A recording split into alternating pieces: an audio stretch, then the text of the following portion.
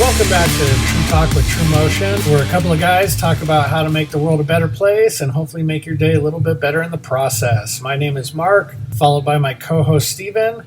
Let's get things kicked off. Well, we were off last week because both of us were out of town. I was in LA helping out with the Orange County tournament. And Steven, what were you doing last week? Last week I took a trip to the southern part of the state of Utah, and I got to explore St. George a little bit. Ooh, the sultry sounds of St. George, where it's hotter than the sun and there's no shade. So how did you survive the sunny St. George? Well, I went with a group of people, and I was designated the local, right? We're living here in northern Utah, and so all my friends that I met previously, and they all came to the same convention that I did. They relied on me heavily to be the local, so I think with that it gave me a bit of an immunity to the heat. It was also very pleasant down there. It was 90 the first day, and then it was just down from there. So it was really in the 70s. We had a bit of overcast. Okay. So it was bearable and livable. Yeah, I won't really complain about the weather. I mean, Los Angeles, you can't really beat Los Angeles weather. I mean, no offense to everybody that lives in Los Angeles. That's the only good thing out of Los Angeles is the weather. Right. It's way too busy, way too crowded. If you live in a state where you can't go 5 miles down the road because of traffic, that's definitely not for me. But LA was beautiful weather. I got to help out with the Orange County tournament. Got to see a bunch of good old friends from LA. Doc Chris, Brett Murakami, who's actually going to be out here for our tournament next weekend. I got to see Danny Hong, Jeff Cash, a whole bunch of other Mike Ham, a bunch of guys that been hanging around with for quite a while. So it was always good to go down and reconnect with them and just kind of see how they're doing, how their schools are doing, and just kind of get filled back up with that positive energy. So, but I do have to say, as much fun as it is to go to the Orange County tournament and the Las Vegas tournament and all that stuff, I am truly, truly, truly appreciative of our tournaments and how well they run and how smooth they run. Because I unfortunately forgot part of my uniform, so I wasn't able to judge, but I was stuck at the head table assigning rings and tallying scores, and man, I was about ready to get up and choke some of these young instructors where it was like, hey guys, you got students in your ring, and we've been calling your ring for 3 minutes. Get over here, get your damn clipboard, and get over there and start judging these rings. So I don't know what to tell you. Stop hanging out, get to work. And it just, I don't know, it just drove me nuts to see that. And I was like, dude, if someone else doesn't smack them, I'm going to. So I was like, hey, because you're in another state. Take a step back. This isn't your tournament. Do your best to make sure you don't screw up and don't ruin anybody else's tournament experience. But man, that was a huge eye opener, at least for me, to see these younger instructors just not worry about getting to a ring to make sure they took care of the students in time. So I think it's just a difference in how they approach things. And I'm not saying it's right or wrong. It's just not how I would do it. So, what would be some takeaways we could incorporate? Or obviously, you mentioned something that the Salt Lake dojos, the Salt Lake schools are doing well.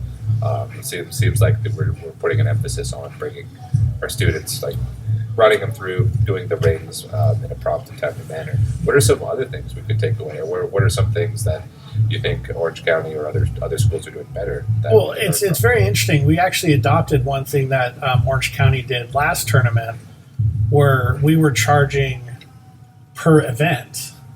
And OC came out and they're just like, hey, it's one flat fee and you can do whatever you want. Oh, wow. And we adopted that last tournament, and man, that is far smoother to to deal with, not only from an accounting standpoint, but just like, hey, just sign up for this. It's one fee. And if you want to do more, that's up to you. Not, hey, you need to do this or you need to do that because you're trying to hit certain numbers. And one thing that they do really, really well, and I know I need to work on this personally, is they have so many people doing weapons forms. Wow. So many people. They had three different sets of weapons forms throughout the tournament, and each weapons section had 4 divisions. So they had 12 separate weapon divisions, and each of them had a minimum of at least 8 competitors in it. Oh wow! It was rather impressive. Versus here in Utah, we'll have 2, maybe 3 for all ages and all ranks. And so it's okay, how are they pushing weapons so much? That's something I definitely need to talk to Brent when he comes out here. It's dude, how do you guys push weapons so much? Or what is about weapons with you guys in LA or Orange County? That is something that I saw where I was holy cow, Utah is definitely lacking in the weapons division for sure. But yeah, no, it was a lot of fun. It was a good time to, like I said, hang out with some old instructors. I got to hang out with my old travel buddy, Tony Davis, Sensei Tony. He and I would always bounce out to LA. Oh my gosh, probably every other month for about 5 years, and just go out there and train and hang out with people. So it was good to hang out with him for a while. And as much as I love Tony, he loves to talk, and they gave him a microphone and he talked for 5, 6, 7 hours straight. And I was like, dude, are you tired yet? And he kept talking even after the tournament. And I was like, that's his calling. So maybe one of these days we'll get him on the podcast and I won't have to say anything. So I'll just be like, hey, this is Tony Davis. And then I'll be like, all right, guys, that was a show, because he took the rest over. So, but when you were down in St. George, what were some of the fun things that you got to do down in St. George with that group of people? Yeah, well, with St. George, you have basically you're at the doorstep of Zion National Park, which is one of the 5 national parks in the state of Utah. And it's the one I haven't explored the most. So I had very little exposure to Zion. I've driven through it, but that's about it. So very early on in this convention, for this week, I took a family from Michigan into the park, and we were able to explore it. And they had varying degrees of hiking skill, but we were able to take. It was packed, but we took the shuttle in, took the shuttle up. We got to see all the different scenes. We picked the hike that we wanted to do. We got off, we did our hike. It was funny because this family, great people, but I said we have to be down the mountain by 6 p.m. because the last shuttle from the park is 7 p.m. I didn't tell them the last shuttle was from the park was 7 p.m. I said it was 6 p.m. because I knew that we weren't going to make it, but at least we would get some fire underneath us to get going. Get you down there by in time. 7. Yeah. So that was a wonderful experience. We still ended up barely making that last shuttle. It was packed. So 2 of the members of the group went down to retrieve the vehicles for the rest of us to come to rescue us from the park, which gave the rest of us time for merch shopping. I got a pretty cool Zion shirt. I like. That was super early on in the convention. So again, I just went and did it again with other people. The next hike that I did, it's not with the Utah parks. They're so crowded this time of year. Yeah. And a lot of things have timed entry, or even in the case of Zion's flagship hike, Angel's Landing, it's a lottery entry. So you have to apply for it the day before in order to be chosen to get in. Okay. And they don't pick everyone who applies. And if you don't know what Angel's Landing is, just Google it.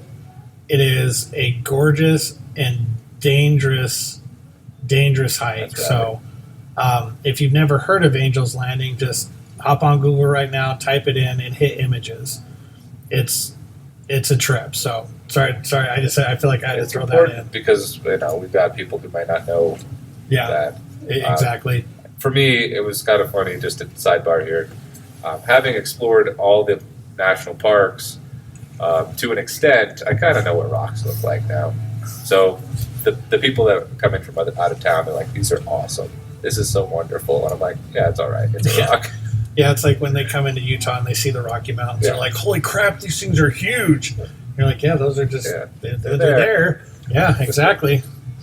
So I had to, remind myself that this is beautiful and stuff like that. And it was. It definitely was. I kind of lost the luster. And it's like, I looked at these rocks again. Yeah, honestly, I tend to forget how beautiful a state we truly do have here in Utah. I mean, not only do we have all four seasons, but we have the Rocky Mountains. If you go down south, you have like Red Rock, you have Moab. It's amazing just the diverse landscape that we truly do have here. So, I mean, if you've never been to Utah, I would definitely put it on your list of places to visit. But it's getting crowded, so you don't need to move here. So everybody can stay where they're at. You can just come visit. Oh, yeah, it's a lot of wonderful creation out there. It's a great place to visit. Great place. A lot of just beauty, just in nature. So that leads me to the next hike. So I alluded that Angel's Landing, the flagship hike. Random chance that you get to take it. However, with a group of young adults, I was able to participate in a 7-mile round trip hike called the Overlook, or the East Mesa Overlook, which actually goes higher than Angel's Landing and looks down onto it. So you're off on one of the rims of the East Mesa, and you look down onto Angel's Landing in the Hosanna Valley. And so that was the hike. No lottery required, no timed entry. You're able to just, as long as you don't get stuck in the mud, that was apparently there. We had a car that got stuck. But we were all able to go and make this trip and actually just look at the whole valley. It was just a wonderful experience. So that was the hiking aspect of it. Tell me more about after the tournament, or did you hang out with any of your longtime acquaintances? Yeah, after the tournament, we always tend to get together and have dinner and all that stuff. And I got to hang out with obviously Tony Moore and an attorney for an old company we used to be associated with. And obviously, it's always fun just talking, old war stories, old test stories. Everybody there was big time dog people, so it was like dogs kept getting brought up left and right. Doc actually just got a new dog. I can never remember the name of the dog that he got, or type of the dog that he got, but it looks like a Vizsla, but it's not a Vizsla, and he brought that with him, and it's sitting there in the restaurant, and like nobody's paying any attention to it. It's like, I don't even know if it was supposed to be there, but Doc just kind of plays by his own rules, which is why we love him. So yeah, everybody was talking dogs and movies, and it's just you just sit there and you BS with everybody, and the next thing you know, it's like 4 hours have gone by, and you're like, man, I need to really drive home, because I was staying in LA, and then we were in Orange County. In fact, that we were eating in San Clemente, which is about an hour and 10-minute drive if you don't have any traffic, which in LA that's very rare. So, but I've come to figure out that on the weekends there's not a whole lot of traffic in LA. Really? On the weekends, people tend to stay home or stay within like a little radius of their home. But on the weekdays, you don't go out and drive. That's where everybody's on the highway, everybody's on the freeway. It's a nightmare. So, but yeah, after the tournament, the tournament started around 9, ended around 4:30. We went to dinner around 5. I think I got back to the hotel to see my family at around 9:30, 10. And I brought my family out because we ended up going to the Eagles-Rams game the following day at SoFi Stadium. So everybody was all hyped and getting ready for that. They were watching football in the lobby. I'm one of these lucky men who married a wife that loves football, and the rest of the family is kind of joined in with us. So we experienced our first professional football game together as a family over the weekend. My wife and I went to one last year. We went to Arizona and saw the Eagles play the Cardinals, and that was a lot of fun. But this is the first time we'd gone together as a family, which I thought was really special. It was a lot of fun because the older you get, you just start to realize that those memories that you develop are far more important than the stuff that you get or give.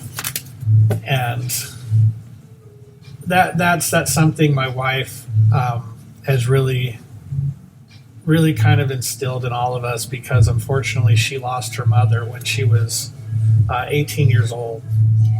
So she only had so much time with her mom, and her mom did such an amazing job of instilling in her that it's about the memories you create with people, not the stuff that you give to people.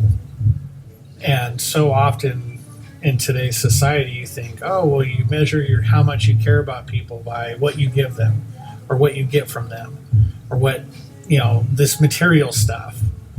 And in reality, the material stuff doesn't matter at all. I mean, you either use it and you wear it out and you throw it away, or you don't use it and it just ends up on the floor or in the closet, or it just takes up space. But man, the whole weekend, all we did as a family would talk about our travel experiences. And just like, oh, you remember this trip? Or, oh man, you remember that trip? Or, oh, you remember when this happened? And it's like, I'm very lucky to be able to have those with my family, because I know not a lot of people do have those with their family. And if you're listening to this and you do have a family, I would highly, highly, highly, highly recommend travel with your family instead of buying gifts for your family. I'm not saying don't buy them stuff, but like, let's take Christmas. This is something we adopted about 6 years ago. We're like, God, we have so much crap in our house. Like, nobody buy anybody anything. Let's go on vacation. So every Christmas time, we go on vacation. Like, usually it's a cruise or something, but we go somewhere for the last 2 weeks of the year. And I can't tell you how much fun and how just it brings a different level of energy to the family, because you create these bonds and experiences that you can't create anywhere else. So I would definitely start to travel with your family more. Start doing things with your family more. If you're a sports person, go to sporting events. If you're a concert person, go to concerts. If you're a movie person, go to the movies. Like, go to theme parks. Like, but do stuff with your family. Man, I will tell you, you will be happier as a family and you will be happier as an individual, because you get there and you can sit here and talk about all the silly things that happen on these trips, and you make fun of each other and you tease each other, and they build these long-lasting bonds that you can't get anywhere else. So we were able to create another one of those this weekend by going to an Eagles game. And like, we've been to University of Utah football games, but they've never been to a professional game. And I'm not kidding, man. That SoFi Stadium, that place is massive. It is massive. I think they said that it held anywhere between 70 and 75,000 people. Wow. And when you get in there, you're just like, holy cow, this place is huge. And we ended up sitting down, and it's funny because we're obviously in LA and we're cheering for the away team, but you started looking around and you're like, it seems like there's majority Eagles fans here. And I would dare say, I don't know the statistics on it, but I would dare say it was a 50-50 split between Eagles fans and Rams fans. Like, it was a massive showing from the Philadelphia Eagles fans. There were some plays where it sounded like a home game. And then we started watching the highlights from commentators, and the commentators are like, this sounds like we're in Philly. And we're just like, yeah, it sounded like we were in a home game also. So that was a lot of fun. But yeah, man, just hanging out with some old karate friends, doing a tournament, and then coming around the next day, hanging out with my family, going to a football game. Like, everybody's all like, like, hey, how you doing? They're like, oh, living the dream. Like, I can honestly say, like, I'm living the dream. Like, I get to do karate for a living. I get to hang out with my family and watch football, and they don't complain or whine about, oh, you're watching football so much. Like, unfortunately, some people do. So, like, I can truly say it's like, yeah, I'm living the dream. So, yeah, it was a great weekend. It was a lot of fun. I hate traveling, though. When I say hate travel and do stuff with your family, getting from point A to point B is always the hardest. But trust me, it's worth it. So, but yeah, no. Did you get a chance to do anything else besides hiking? You told me you went like rappelling or rock climbing, right? Yeah. I was able to go with a company that does some rappelling. So another group of us, we went. It was just right outside town. There's all these red rock cliffs. There's these sandstone cliffs, and we're able to rappel down them. So they brought us outside of town, and I was in the group that went right after our morning meeting. And so we just hustled, changed, ran out there. It was great. That was probably the warmest that it was all week. Was when we were outside doing rappelling, which was fine. But we ran out there and just off the side of the road. Like, you could walk a little bit a ways, and then you just had your first rappelling. First rappel, it was the biggest rappel. It was 120 foot. That was the biggest one. Oh, wow. That is pretty big. Drop. I did not go with the group that started with the big one. I'm like, I'm going to work my way up. For two reasons. One, smart idea. Yeah, right. Two reasons. One is like, well, I haven't done this in 15 years. And also, it's like, well, once I do the big one, none of the other ones will be fun. This is true. Like, if you start off with you work your way up. You don't start at the top, and everything else is just like, oh, yeah, the rest of the here day I go, going down a rope again. Yeah, the rest of the day would have sucked. Yeah. So, unfortunately, to get to the shorter ones, it wasn't immediately on the side of the road. So we actually had to do quite a bit of hiking again. Trailblazing, really, because there was no defined path. And I realized just how rugged the terrain is and how efficient and groomed the national and state parks are for the most part, right? We've got times where it's like, oh, where's the path? But there is no path, but no one's grooming the trail. It's not technically a trail, it's just a bunch of rocks. I got to figure out where to go. And fortunately, there was somebody tall was sort of leading the way. And I'm like, oh, there we go, follow that guy. However, there was some three-dimensional terrain to get her over, so there was a few boulders I had to scramble around. And I actually found out that I only have so many good jumps left in me. I was on these boulders, and we were supposed to go down because we just dropped off the boulder, and there's our next rappel.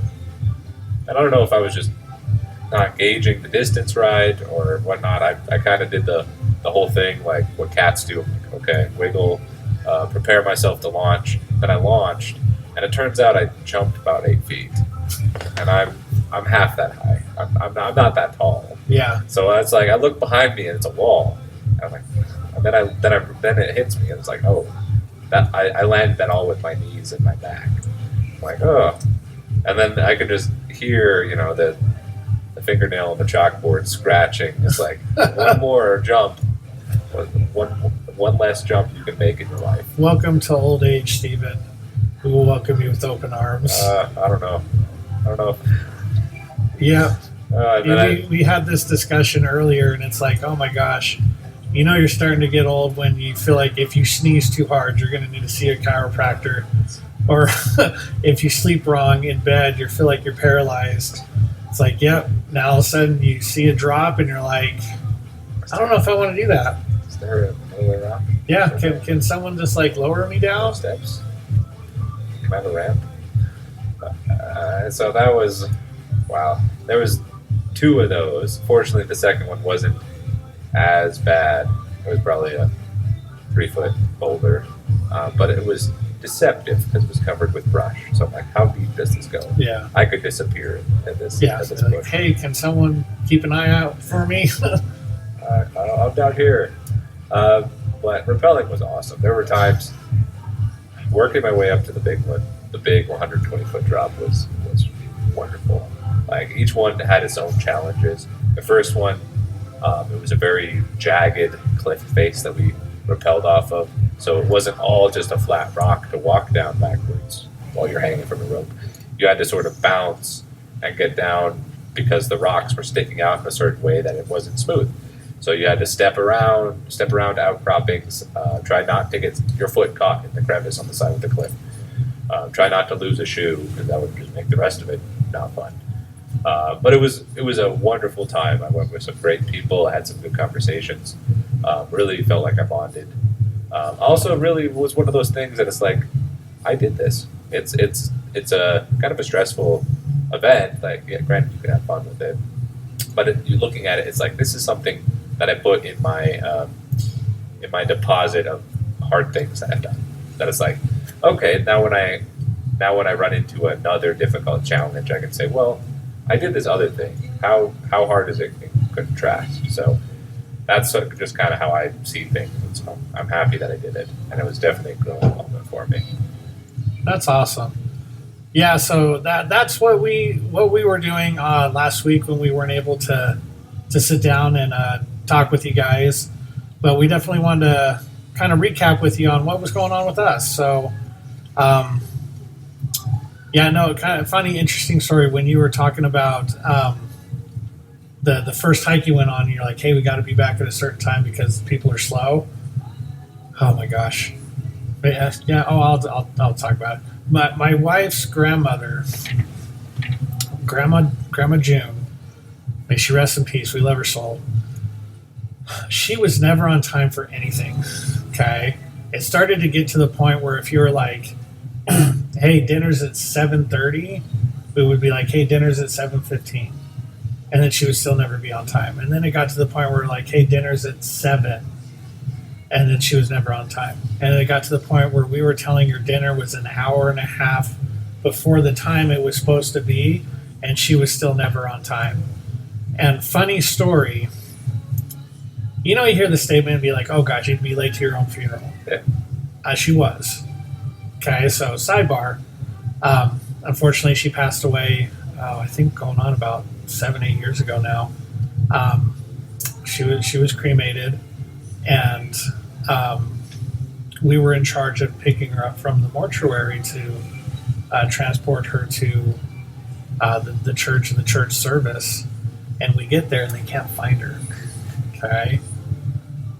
And I'm freaking out because it's been instilled on me like, you're on time. You're on time. You're on time. If you're not on time, you're in trouble. You run, you get beaten, like whatever. Like, you're on time. So I'm like, what do you mean you can't find her? My wife's like giving the people the business, and I'm like, you need to find this urn like now. Like, her service starts in a half hour and we're 25 minutes away. Like, you guys need to put a move on it.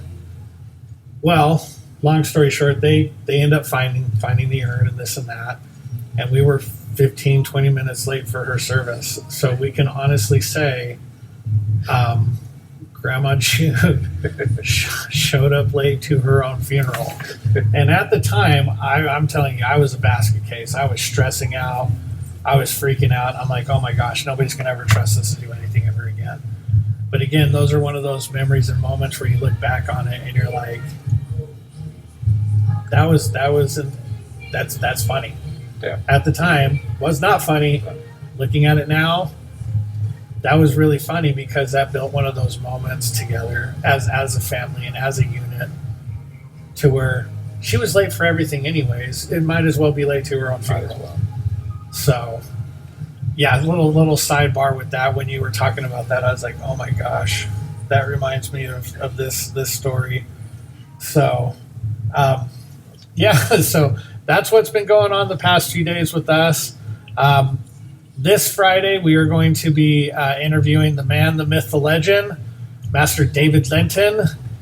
He has got stories upon stories upon stories, so make sure you guys tune in for that. That might even be a two-parter, because as much as I like to say Tony talks, Master Linton likes to talk and he likes to tell stories, and I like to listen to him. So we may let him talk as long as he wants. Plus, he's a really good martial artist, and I don't want him to beat me up. Right. So that is going to be coming in. We're going to be talking to him in a couple of days. But again, thank you guys for tuning in and listening to us talk and tell stories. And we didn't really tackle any issues or problems this week.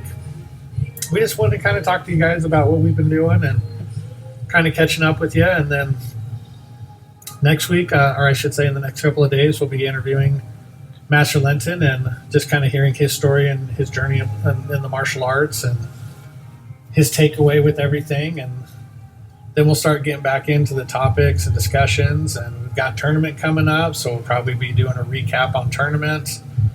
Yeah, it should be a great time. But again, thank you guys for tuning on in, and make sure you kick it back with us next time. Thanks for coming on, guys.